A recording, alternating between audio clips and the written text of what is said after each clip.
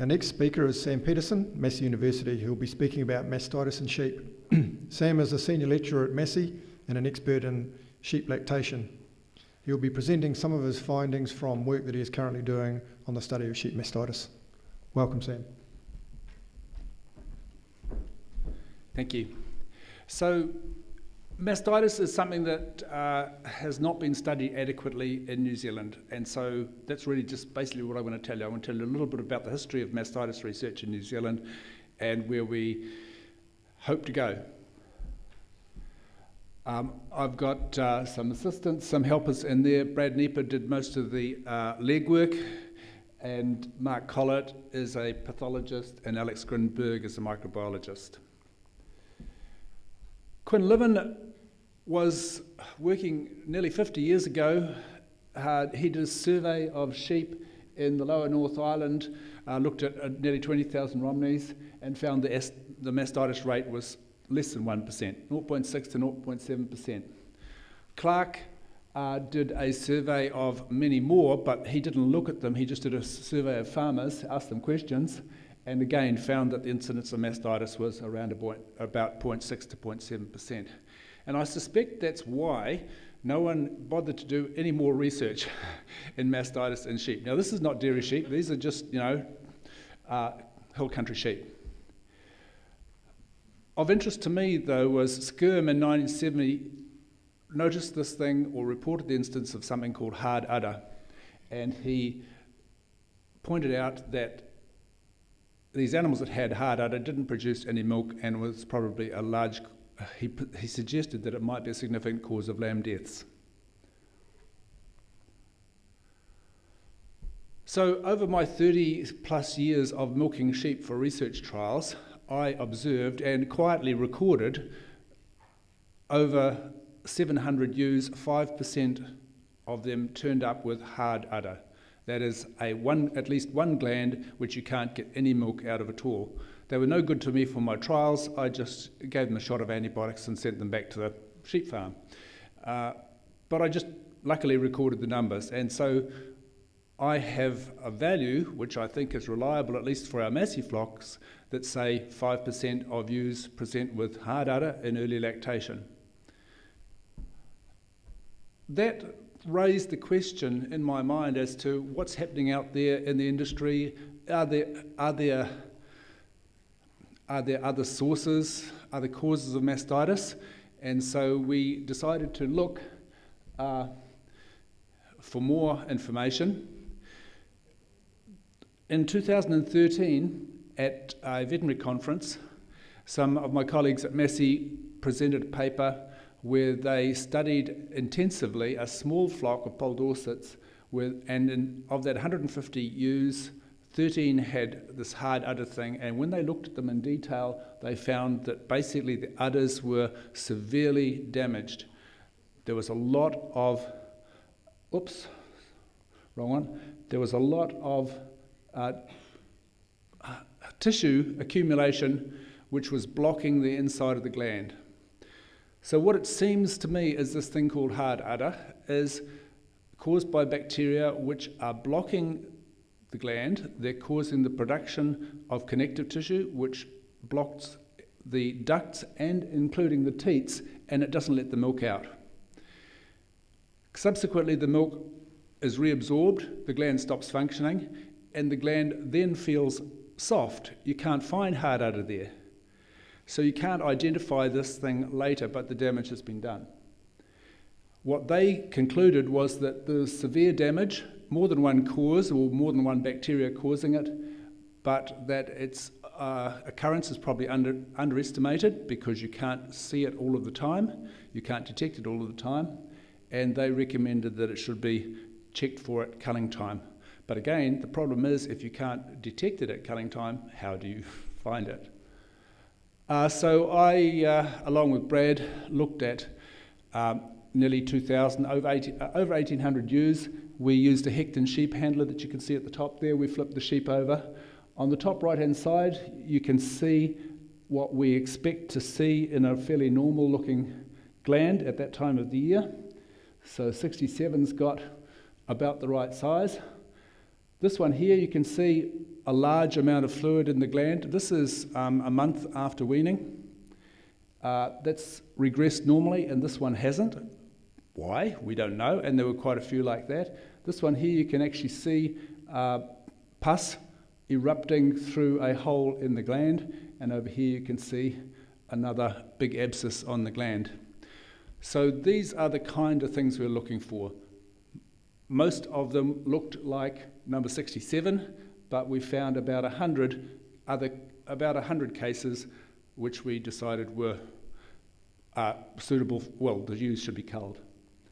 So this is our summary of our data. Mastitis was found in about 5% of ewes. Add that up, you get 5%. About 0.6% were other faults like cuts, teat missing, just general damage to the udder. So what we take from this is that when we look at culling time in January, February, we found 5% of ewes with mastitis. But hardly any of these had hard udder. So I'm thinking that at the start of lactation, we're finding 5% with hard udder. We find 5% at culling time with different kinds of mastitis. What we haven't done yet is looked in the middle of lactation. I expect we'll find another 5% with a different kind of mastitis. So maybe there's 15% of mastitis out there. We took some post-mortem samples from some of these ewes, and what was really interesting to our microbiologists was that 11 of them had Staph aureus, 2 had another variety of bug called True Paralleloporogenes, and 22 had mixed bacterial taxa growth. So what this is saying is that bacteria in sheep is quite different from, mastitis in sheep is quite different from mastitis in cattle. What we suspect is that most of this is of environmental origin. What we don't know is whether it's coming from the soils, and of course the other possibility that it's being transferred by lambs' mouths. There is some evidence in humans that babies carry bacteria in their nasal pharynx and may be transmitting bacterial infections in human mothers, but there's very little information on sheep. There's 2 kinds of bacteria involved in mastitis: the contagious, which is basically the Staph aureus, or the environmental ones. And so you need to treat those in 2 different ways. Staphylococcus aureus, the contagious one, is the main cause of clinical mastitis.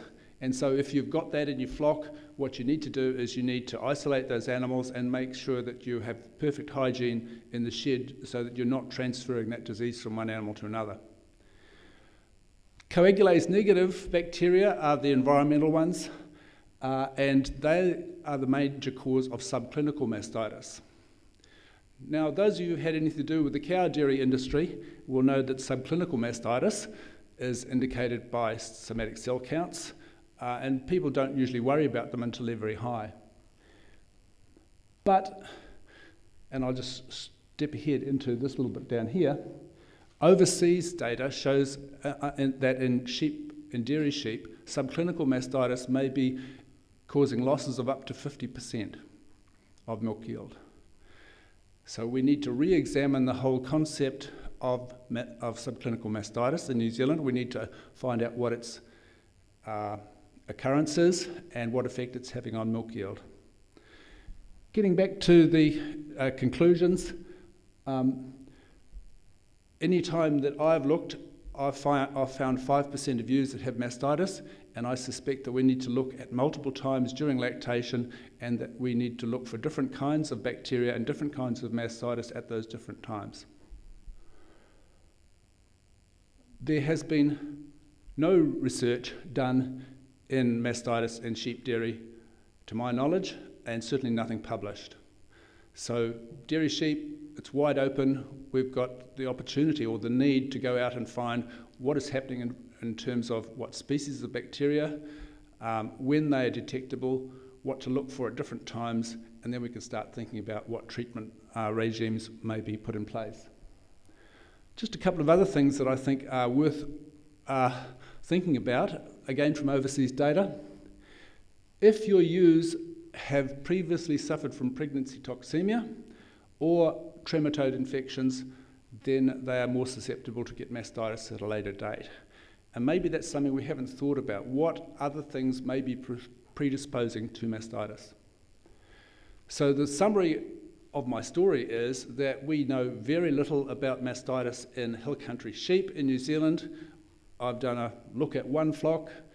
We don't know whether that's the same as in others, and we really don't know enough about what's happening in sheep dairy, except that from what I hear anecdotally, that some people are worried about the number of sheep in their flock that have mastitis. So my story is that we just don't know enough, and we've got a lot of work to do. Thank you.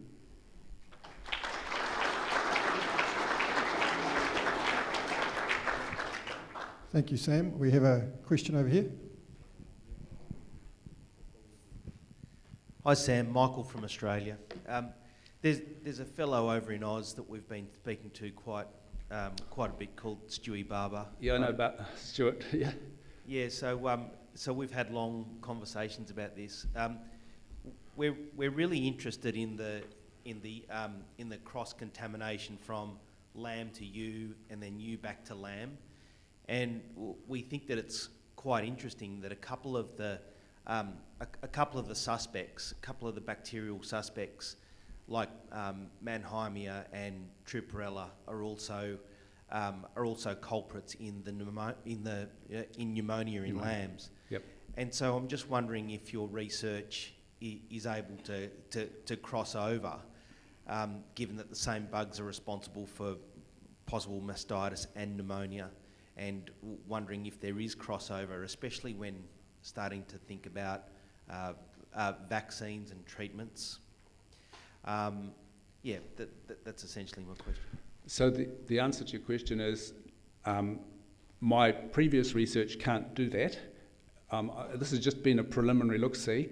We've now got some funding from Sheep and Beef and Lamb, who have given us some funding, and what I want to do is set up a mastitis flock. I want to collect up a whole bunch of mastitis sheep and follow the progression of the disease, find out what the bacteria involved are, what to look for at different stages, and perhaps what we can treat them with. So your question is something that we want to look at, but we haven't been able to do it yet. Thank you, Sam. Thanks for the presentation.